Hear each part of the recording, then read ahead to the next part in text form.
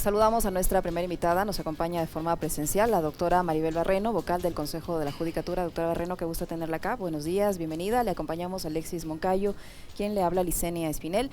El futuro de dos vocales del Consejo de la Judicatura y del juez Vladimir Jaya está en manos del juez Walter Macías, que hoy ha convocado a una audiencia preparatoria de juicio a las 8:30 en este denominado caso Vocales por un presunto tráfico de influencias. ¿Qué espera usted de esta audiencia, tomando en cuenta que usted en su momento recusó la participación de este magistrado, polémico por sus actuaciones últimas y por esta pugna que se ha entablado con el Consejo de la Judicatura y la Presidencia de la Corte Nacional de Justicia? ¿Qué expectativa tiene de esta audiencia? Buenos días, bienvenida. Buenos días, agradezco el espacio que se me ha brindado. En relación a su inquietud, debo manifestar a todas las personas que están escuchando este importante medio de comunicación que la audiencia está señalada para hoy día, es una audiencia de evaluación y preparatoria de juicio. Sin embargo, la defensa ha solicitado el día de ayer una excusa del juez. ¿Y por qué hemos solicitado nuevamente que el juez reflexione y se excuse? Porque a través de medios digitales, televisivos y radiales, el juez se ha expresado en contra del Consejo de la Judicatura, al decir que no está de acuerdo con las decisiones del Pleno del Consejo de la Judicatura, pero como si eso no fuese poco, ha manifestado de que estas actuaciones que son de carácter disciplinario, significan que estamos obstruyendo a la justicia. Esa narrativa lo ha querido mencionar en varios medios de comunicación y además de aquello, que por decencia y moral renunciemos.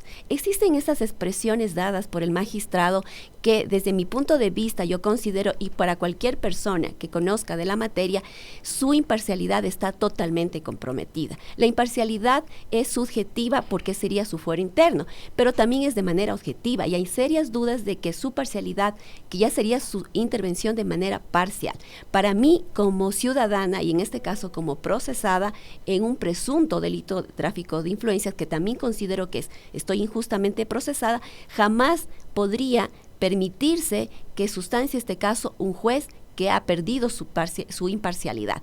Y la norma es clara, es una garantía del debido proceso, garantía básica que estemos sujetos a un juez independiente, imparcial y que tenga competencia, que también de eso habría algo que decir, porque él no fue el juez que conoció la primera audiencia, ya se radicó la competencia en otro juez. Sin embargo, el juez Macías está aferrado a este caso. ¿Cuáles son las intenciones del juez Macías? Habría que preguntarle. ¿O cuáles son las intenciones de la fiscal general del Estado? Porque la fiscal general del Estado también se ha empecinado en que sea el juez Macías. O sea, la fiscal general quiere jueces a la carta. Yo no estoy solicitando ningún juez en especial, simplemente que sea un juez imparcial, porque de todas maneras a mí también me interesa que este caso se desarrolle. De ninguna manera se ha dilatado el caso, porque ya hemos de escuchar a medios de comunicación que son aliados a la Fiscalía General del Estado que van a decir que la vocal Maribel Barreno está dilatando el caso. Para que conozca la ciudadanía, la primera audiencia no se desarrolló por pedido de la Fiscal General del Estado, presentó un certificado médico, de eso nada se ha dicho. La segunda audiencia no se desarrolló porque los profesionales, que eran la defensa técnica del doctor Vladimir Jaya, estaban en temas oficiales de ellos en la provincia de Galápagos.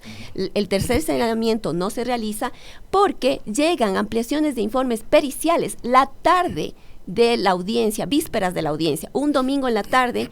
Eso no le da la posibilidad a los profesionales de poder prepararse y contrastar todos los elementos que constan dentro del expediente. Por eso la defensa del vocal Juan José Morillo pidió que se difiera la diligencia. Y en mi caso, no he pedido que se difieran en ninguna ocasión. Esta es también la primera vez que la vocal Maribel Barreno pide diferimiento. ¿Y por qué pide diferimiento? No porque se me ha ocurrido. Tengo dos abogados patrocinadores. La abogada tenía planificado una cirugía de paladar, de hecho se operó ayer, no puede hablar. Y mi otro abogado tiene audiencia de juicio, él también tiene otros representados y tiene que comparecer personalmente a la audiencia de juicio en la provincia de Azuay. Entonces no tengo una defensa en este momento. He presentado adicionalmente, porque no me pueden angustiar la defensa, porque la Fiscalía dentro de su hoja de ruta, porque ellos siempre son arbitrarios, ya me ha señalado la Defensoría Pública y de hecho oficiosamente ha mandado ya las cajas a la Defensoría Pública con el peculio de la Fiscalía General del Estado y ha mandado para que por si acaso la Defensoría se prepare. Pero a mí no me pueden imponer un defensor público, yo necesito un abogado de confianza. El día de hoy, ante porque no se ha pronunciado el juez de ninguno de mis requerimientos. La excusa no ha dicho nada. El diferimiento no ha dicho nada. Entonces tengo que presentar otro abogado, porque yo necesito un abogado que sea designado por mí. No voy a permitir, como ya lo han hecho irregularmente, designarme un defensor público. En el testimonio anticipado, que fue el origen ya de este caso, me impuso pues el doctor Macías un abogado público, pese a que yo había advertido que yo rechazo la Defensoría Pública, porque la tarde del día jueves 16 de marzo, antes que se dé el testimonio anticipado, una diligencia tan importante como es el testimonio anticipado, en la audiencia me impuso un defensor público que no tiene idea del proceso. Imagínense cómo se cumplían los principios de inmediación y contradicción. De ninguna manera. Por eso inclusive le puse una queja al juez Macías. Imagínense la imparcialidad del que está comprometida. Le puse una queja en el ámbito disciplinario porque él vulneró mis derechos de la defensa. Algo tan básico que establece la Constitución, que yo debo contar con los medios y el tiempo necesario para mi defensa y también pronunciarme en el momento oportuno y en igualdad de condiciones. Hicieron tabla rasa de la Constitución. Él impuso al defensor público, el defensor público hizo su esfuerzo, que ni le conozco hasta ahora quién será el defensor público, que en esa diligencia tan importante él me patrocinó de alguna manera, pero por imposición del juez. Y esas son varias de las circunstancias y arbitrariedades que existen en este caso. Yo pienso que este proceso serviría como un material de estudios que debería utilizar ¿quiénes? La escuela de la Fiscalía, para que cuando se den los cursos de formación inicial digan pues a los fiscales cómo no se debe actuar, porque en este caso no ha habido objetividad ni transparencia. ¿Por qué cree usted que la fiscal está aparentemente obsesionada con este caso, como usted dice, y el juez Macías también? Evidentemente están articulados. Yo no sé si ustedes se han fijado, porque eso medianamente alguien que más o menos haga el seguimiento del caso se podría dar cuenta. ¿Cómo me notificaron a mí para la audiencia de formulación de cargos? A través de las redes. Yo estaba en la ciudad de Guayaquil cumpliendo una agenda oficial y me enteré en redes como cualquiera. Nunca nos notificó como debe ser dentro de la indagación previa con el requerimiento al juez con un impulso fiscal. No hubo impulso fiscal, me enteré por las redes. ¿Qué es la práctica que hace la Fiscal General del Estado? Mediatizar los casos, porque solo mediatizando los casos ella sigue juicios paralelos. Jurídicamente este caso no tiene ni pies ni cabeza. Lo práctico o lo objetivo sería que haga dictámenes abstentivos, pero no lo va a hacer. Entonces ella mediatiza el caso, ¿para qué? Para sesgar la opinión ciudadana, la comunidad jurídica, inclusive de los mismos jueces, porque eso ejerce presión. No sé si no se han dado cuenta de cómo nos han dado esos reportajes o notas periodísticas como que fuera el único caso que hay en el país. Hasta el día, hoy en la mañana ya nos promocionan el caso. Caso Vocales utiliza los instrumentos que le da el Estado para publicar notas, para sacar comunicados, y tiene toda una estructura, porque esto no es así nomás. Está aliado con el presidente de la Corte Nacional de Justicia y obviamente con voceros de medios de comunicación, de la comunidad jurídica y algunos otros periodistas. Entonces, esa es la estructura, porque tienen una hoja de ruta bien estructurada. ¿Quién define la hoja de ruta, doctora? Quiero preguntarle ahí, para hacer conexión con todo lo que nos ha dicho usted en la introducción. ¿Está articulada la fiscal con el juez Macías? Nos dice, el juez Macías, usted señala, no es un juez imparcial. Usted ha dicho, la fiscal en varias entrevistas anteriores se ha dedicado a perseguirle, y yo quiero preguntarle, ¿por qué le persigue la fiscal? ¿Con quién están articulados? ¿Y quién define la hoja de ruta? ¿Quién es el actor político, si se quiere, que está detrás de todo esto en contra de los vocales de la Judicatura y en contra de usted? ¿Quién? Se busca con esta campaña que están realizando ellos a través de redes sociales y medios de comunicación, se busca desacreditar el Consejo de la Judicatura. Existe una clara intromisión en nuestras atribuciones y funciones. Entonces, ellos salen a medios y, por ejemplo, el presidente de la Corte Nacional le retira la confianza a su propio delegado de la misma terna de la Corte Nacional de Justicia. Que es además el presidente del Consejo. Exactamente, es el presidente. Enseguida sale el comunicado de la fiscal general aclarando que yo tengo intereses personales y que de alguna manera yo no fui parte de su terna. Algo tan erróneo, porque yo fui parte de un proceso institucional. Yo no soy delegada ni de ella ni de nadie, simplemente yo fui delegada de la institución, algo que ella confunde y malinforma. Y fui parte de un proceso riguroso de selección del Consejo de Participación Ciudadana, donde hubo veeduría e impugnación, que no tuve ninguna impugnación, y mi carpeta tuvo el mayor puntaje, pese a estar tercera en la terna. interna. Entonces salen ellos, luego enseguida, o sea, tienen estructurado, después de que sale Saquicela, enseguida la fiscal, minutos, ya tenía hecho pues el documento, lo cuelga en la página de la Fiscalía General del Estado, enseguidita la Presidencia de la República, recuerda a la ciudadanía que también le retiró la confianza al vocal Javier Muñoz, o sea, en cadena, después sale el vocal Fausto Murillo a hacer gira de medios, por ahí sale la otra vocería, o sea, están de alguna mente sistematizando esto y a través de medios de comunicación hacer perder la credibilidad del Consejo de la Judicatura. Entonces, existe una estructura, les resulta incómodo el Consejo de la Judicatura en la actualidad y habría que preguntarles a ellos por qué les resulta incómodo. ¿Será porque ¿incluido el gobierno nacional? Totalmente, incluido.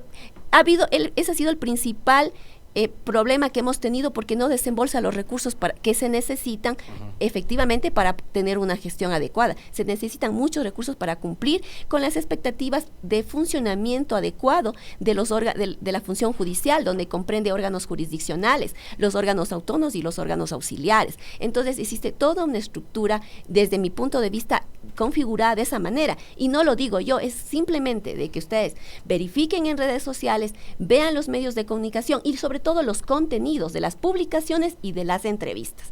Pero algo tan grave como esto, que un juez como el doctor Walter Macías comience a sembrar la narrativa para que la ciudadanía piense de que hay un delito de obstrucción a la justicia. ¿Y por qué le interesa decir hay obstrucción a la justicia?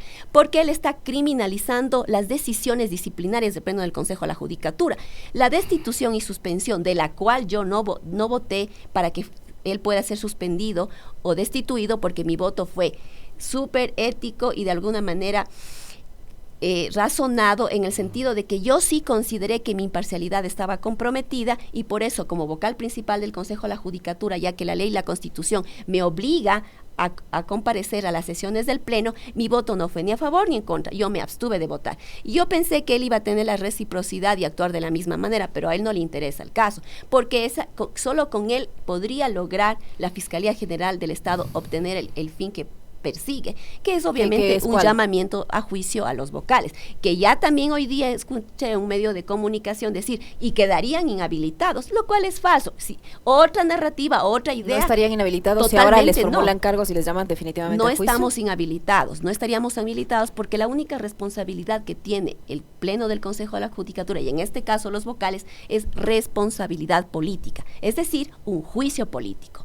Pero ellos ya están queriendo tergiversar la norma, porque el Código Orgánico de la Función Judicial es claro, y ya decir que estaríamos inhabilitados, lo cual es falso. Y ya están buscando sus reemplazos. Totalmente, buscan los reemplazos, les interesan ahora, nuestros reemplazos. Doctora Barreno, nada de esto hubiera ocurrido si no se hubiesen difundido esos audios de esas presuntas llamadas telefónicas en las que aparentemente usted y el otro vocal le presionan a un juez que estaba atendiendo una acción de protección que beneficiaba, o aparentemente para beneficiar al entonces presidenta de la Asamblea Nacional, Guadalupe Lloris. ¿Usted participó de esa llamada? ¿Usted presionó al juez? Porque es de eso lo que le están acusando en uno de los casos, en el de supuesto tráfico de influencias. Sí, vale la pena aclarar que desde el día de ayer yo he salido a medios de comunicación. Si ustedes revisan o hacen una verificación, no he dado ningún pronunciamiento desde el mes de junio del año pasado, que se difundió por redes sociales, específicamente La Posta, esos audios que fueron filtrados. Como había manifestado, yo no he negado que fui invitada hasta la oficina del vocal Juan José Morillo, porque él me pidió que acudiera a ese lugar. Y fue una situación informal que yo, al momento que me encontraba ya en la planta baja, observé llegar pues a la testigo protegida acompañada de otro juez. En ese momento ya el doctor nos invitó a subir a la oficina, y como preámbulo debo decir que el 1 de junio del año pasado ya tuvimos una reunión oficial en el Consejo de la Judicatura a las 4 de la tarde, donde se trataron temas institucionales, inclusive el tema de conmemorar los 200 años de la creación de la Corte Provincial de Pichincha, y recibimos las respectivas invitaciones. Sin embargo, en esa reunión, que duró 1 hora 25 minutos del 1, yo participé 15 minutos. Entonces, al momento que yo veo llegar a la testigo protegida y al juez, yo me imaginé que faltaron temas pendientes que tratar, porque finalmente en la anterior tampoco estuve más que 15 minutos. Subimos a la oficina y se en ese momento se originó unas conversaciones, que mi intervención ahí es circunstancial. Por eso yo les he dicho a los medios de comunicación que no existe ningún audio filtrado mío, porque evidentemente los contenidos... Pero la conversación sí existió. La conversación sí existió. ¿Y la grabó? La testigo protegido. Pero por eso no se ha difundido un audio mío, porque no pega pues en la prensa un audio en el que no pido, no ejerzo influencia, no tengo un diálogo directo con el juez que estaba presente, únicamente mis expresiones son interrogantes para poder entender un poco el contexto de los diálogos nacionales y institucionales que se estaban dando, y hago ciertas expresiones en relación a las necesidades que se plantearon en ese momento. ¿Y el pedido del gobierno para interferir en ese caso sí existió? De eso desconozco, porque yo no puedo afectar la defensa técnica del vocal Juan José Morillo, pero en mi caso jamás a mí se me ha pedido por parte del gobierno que interceda, que hable, peor de la ex asambleísta Guadalupe Llori. Nunca le han llamado del Ministerio de Gobierno, nunca le han llamado. A mí nadie me ha llamado, ni del gobierno, ni de la asamblea, y peor aún para que yo ejerza algún tipo de comentario en relación a ese caso. Yo en el conversatorio algo se mencionó de aquello, pero mi intervención en nada, o pienso que es casi nula en relación a esos hechos, y por eso es que hay una gran interrogante para que la ciudadana conozca. ¿Cómo estoy yo procesada por tráfico de influencias cuando los propios supuestos influenciados que deberían existir o presionados por alguna disposición, amenaza o intimidación mía, en las versiones que les puedo dejar aquí en este medio de comunicación, porque ahora el expediente ya no está en reserva, sino es público, ustedes van a verificar que los 3 jueces, incluido el que estaba presente en la reunión, dice que él no sintió que se ha ejercido influencia, y que de ninguna manera Maribel Barreno, vocal principal del Consejo de la Judicatura, le haya solicitado algo en concreto, y los otros 2 jueces que no estuvieron, de la misma manera dice que inclusive a mí no me conocen ni personalmente, y que tampoco nadie llegó a nombre mío a solicitar, ni en este caso ni en ningún otro, algún requerimiento en específico. Entonces, las propias personas que resolvieron en derecho y rechazaron inclusive este recurso de apelación ante la acción constitucional de la ex asambleísta manifiestan aquello. Pero claro, nos queda algo más. En la parte de las versiones no tiene ningún elemento la fiscal general, pero ella tiene que buscar algo. Entonces, ¿qué dice? Tengo los audios, y efectivamente existen los audios, pero ¿cómo se obtuvieron esos audios? Esa es la gran pregunta que se tiene que de alguna manera aclarar a los medios, a la colectividad sobre todo, porque ya la narrativa de los medios de comunicación ha sido totalmente adversa. La famosa testigo protegido, de acuerdo a las versiones que son concordantes y unívocas, es la propia testigo. ¿Quién convoca a los 2 jueces para que acudan a esa reunión? La testigo protegido, aquí dicen las versiones.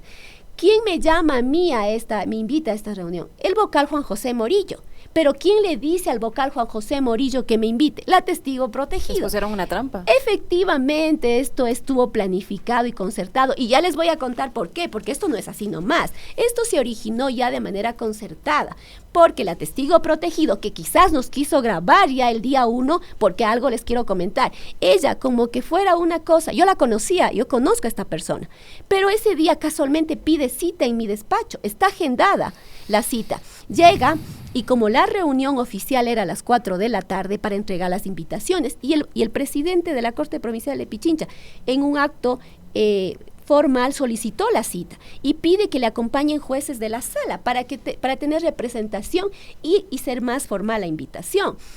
Pero la famoso testigo protegido, va de todo filtro, porque como estaba en mi despacho y ya me di cuenta que era las 4:15, subimos a la reunión oficial, y como yo ingreso por las gradas, que no pasa por el ascensor sino por las gradas internas, va de todo filtro de seguridad, porque yo sí puedo ingresar con celular, si no ella hubiese sido retenido el celular.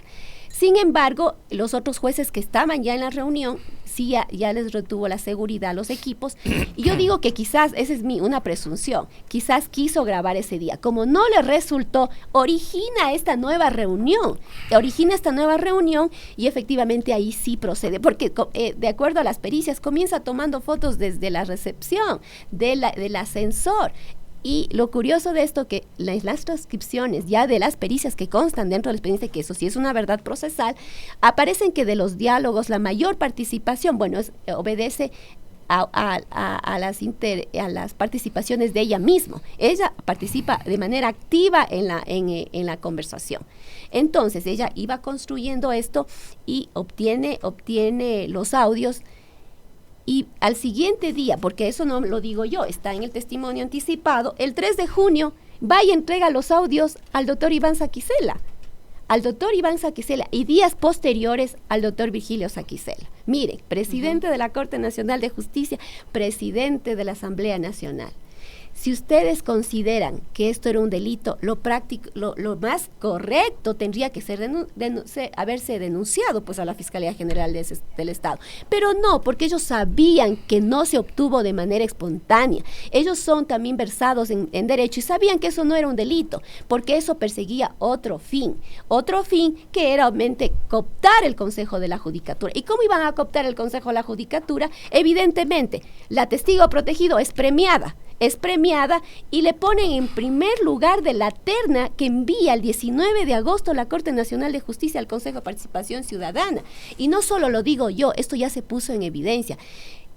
Fernando Villavicencio, dentro de las intervenciones que se realizaban por nuestro juicio político, ya puso en evidencia aquello, constan las grabaciones en las intervenciones en la Asamblea, porque no solamente es que querían cooptar al Consejo de la Judicatura, porque esto empeoraba nuestra situación en el juicio político. No sé si ustedes recordarán, nosotros habíamos sido interpuesta un juicio político por incumplimiento de funciones, que a través de nuestros argumentos se pudo desechar esta interpelación y no tuvimos los votos necesarios para ser cesado en funciones. Pero claro, esta situación de los audios estaba empeorando nuestra situación en ese juicio político. Y claro, como estaba pendiente la presidencia del Consejo de la Judicatura, porque teníamos un vocal que solamente estaba encargado como presidente, de esa manera se iba a cumplir su objetivo.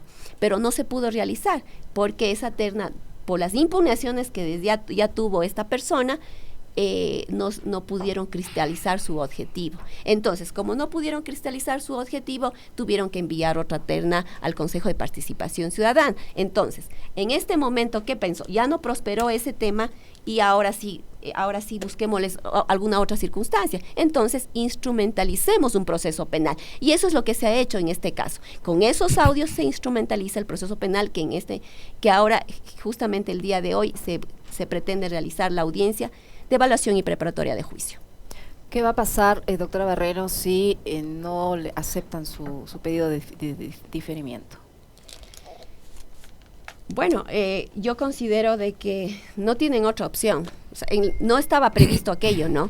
Pero tienen que diferir la audiencia. No les queda de otra que diferir la audiencia, porque tiene que garantizarse mi derecho a la defensa. Y yo no voy a ser obligada a que un improvisado que no conoce mi caso a profundidad, y no porque desconozca del conocimiento que puede tener el defensor público, sino que es una persona que no tiene mi confianza, y sobre todo porque no tiene la solvencia que tienen mis abogados, que ya hemos estudiado conjuntamente el caso. Muy bien, vamos a esperar entonces a ver en qué termina este caso, doctora Barreno. Le agradecemos habernos acompañado y ojalá que se solucione esta pugna que hay ahora entre estas funciones del Estado. Muy amable. En el tema, perdón, para cerrar nada más, en el tema del Consejo de la Judicatura, digamos, ¿hay uniformidad de criterios? ¿Cómo está la relación entre los consejeros? ¿Esto sigue generando malestar? Obviamente genera malestar. ¿Cómo está esa situación? Brevemente. Sí, en el Consejo de la Judicatura, por ser un cuerpo colegiado, siempre estamos asistiendo a las sesiones de pleno para resolver temas administrativos disciplinarios. Entonces, cada quien se forma su criterio de acuerdo a los informes técnicos y jurídicos. Eso significa que no siempre podemos tener una votación unánime. Y también debo recordar que, de acuerdo a la Constitución, las decisiones del pleno se adoptan por mayoría simple. Entonces, evidentemente, no siempre podemos estar de acuerdo, pero hay muchas coincidencias, pero la única persona que puedo decir que forma parte de esta estructura de desprestigio del propio Consejo de la Judicatura es el vocal Fausto Murillo. Él se ha evidenciado, no es un invento mío, él se ha evidenciado a través de los medios de comunicación. No sé, que quizás le interesa aún estar en la presidencia del Consejo de la Judicatura, que ya no le está ahora, o no sé cuáles serían sus objetivos, pero de todas maneras, como yo digo, las decisiones es de acuerdo al conocimiento y obviamente como referencia a informes técnicos y jurídicos. No nos olvidemos que el Consejo de la Judicatura es instrumental. Él vela por dar un servicio adecuado en todo lo que es los órganos jurisdiccionales, autónomos y evidentemente los auxiliares. Esa es nuestra obligación, es por mandato y constitucional legal. No somos políticos, somos un organismo técnico y obviamente en este momento hay una seria intromisión de funciones por parte de los propios órganos de la función judicial, que es la Fiscalía y la Corte Nacional de Justicia. Más bien, aprovecho este espacio para hacer un llamado a la ciudadanía para estar pendientes de lo que se está desarrollando y sobre todo pedir a que reflexionen las autoridades que presiden estos órganos, porque en esta ola de inseguridad que estamos, a la ciudadanía no les interesa este conflicto entre los órganos. Lo que les interesa es que aunemos esfuerzos y que dejemos estas prácticas de odio, de represalia entre las autoridades y que comencemos a trabajar por el bienestar común. Es lo que necesita la ciudadanía, que articulemos acciones donde evidentemente se cristalice ese servicio de justicia que en descrédito existe y que tenemos que recuperar esa confianza ciudadana. Más bien ese sería el objetivo común y que dejemos de estar buscando interferir en las funciones de uno y otro y que cada quien se dedique a lo que le corresponde. Muchísimas gracias. Doctora Barreno, una última inquietud. El argumento de la fiscal es que lo que se busca con este tipo de pugnas, con este tipo de situaciones, con incluso la destitución del juez Macías, es afectar el proceso denominado Las Torres. ¿Qué hay de cierto en ese argumento? Esa es una línea comunicacional que ellos han sembrado o han difundido, lo cual es incorrecto. A ver, los expedientes, y una de nuestras facultades es decidir sobre temas administrativos disciplinarios. Y cuando hay esta decisión, no les corresponde analizar el caso, sino en la conducta del servidor judicial, si es que ésta se adecúa o no a una infracción leve, grave o gravísima. Entonces no está mirando, pero claro, ellos desinforman y dicen, no, es que los vocales tienen un objetivo que tiene afectar el caso de Las Torres. No nos interesa el caso de Las Torres. Bueno, en mi caso voté de manera abstentiva, pero sin embargo no les debe interesar y no les interesa a los vocales el caso de Las Torres. Les interesa que se haya observado el debido proceso y que se tome una decisión adecuada del accionar del servidor judicial. Entonces, no se pretenda confundir. Además, dicen que hay obstrucción de la justicia, primero por haber tomado esta decisión y segundo, porque efectivamente piensan que estamos detrás de los casos. Aquí no se ha paralizado la administración de justicia. Al momento que fue suspendido o destituido el doctor Walter Macías, continuó, se puso otro juez y los casos se siguieron sustanciando. Gracias, es doctora, así, muy amable. gracias. Muchas gracias a la doctora Maribel Barreno, vocal del Consejo de la Judicatura, que ha estado con nosotros. 8:01. Volvemos enseguida con el doctor Pedro Granja.